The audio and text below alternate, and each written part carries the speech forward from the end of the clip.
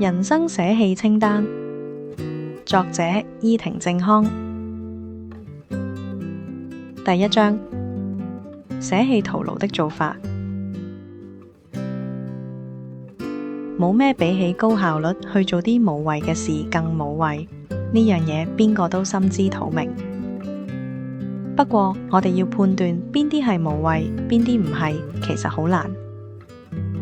正因為難，我哋先至唔識得放棄。一旦睇清咗啲無謂嘢嘅本質，工作就會變得好輕鬆。嚟啦，一齊提升下分辨邊啲係無謂嘢嘅眼光啦。要捨棄嘅事項。2. 過去嘅成功模式，想做出成績就唔好執着。過去套實工嘅模式，時代變化比你想象中快得多。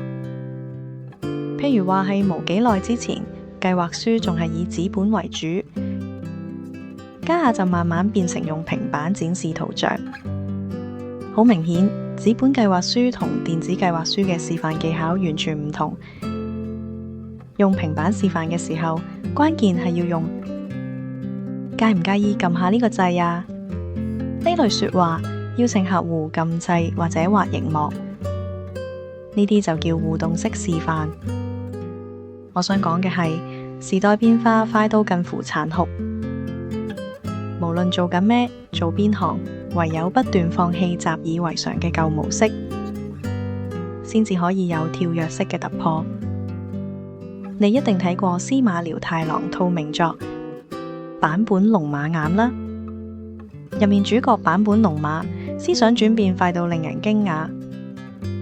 譬如故事入面有呢個場面，故事發生喺德川幕府統治末期，土佐藩當時好興佩戴長刀，龍馬本身係劍術高手，就同佩戴長刀嘅朋友建議，比起長刀，短刀實用得多。過咗一排，龍馬再見返呢個朋友，見佢已經轉戴短刀，點知龍馬就話：到手槍面前，短刀都冇用，以後係手槍嘅時代。又過咗一段時間，兩人再見面，朋友威水地拎住手槍，呢個時候龍馬又同佢講：家下已經唔係靠手槍打交道嘅年代，以後一定要識世界大勢。講完龍馬就由懷裏攞出本英文版嘅國際法《萬國公法》俾朋友睇。睇完呢段故事，如果以為龍馬只係跟風，就大錯特錯。要知佢本來係日本頂級劍術高手。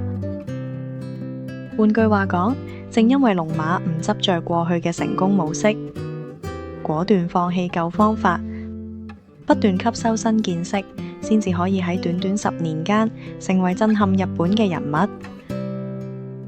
講返正題，如果你近1-2年工作方式完全冇變，一路用緊舊方法，好大機會係做緊唔合時宜、無謂嘅努力。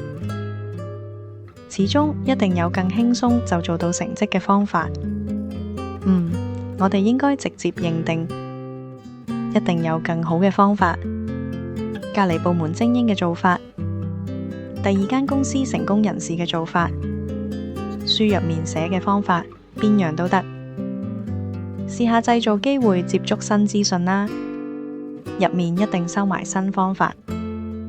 由呢啲方法度攞靈感，再改良，用返落工作度，淨係呢一步就可以切切實實提升工作效率。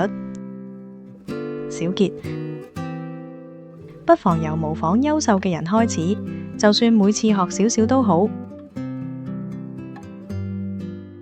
多謝收聽 YY Sharing 嘅廣東話聲書頻道，我會分享我鍾意嘅書，鍾意嘅朋友可以 Like、Subscribe 同 Comment。我哋下一章節見。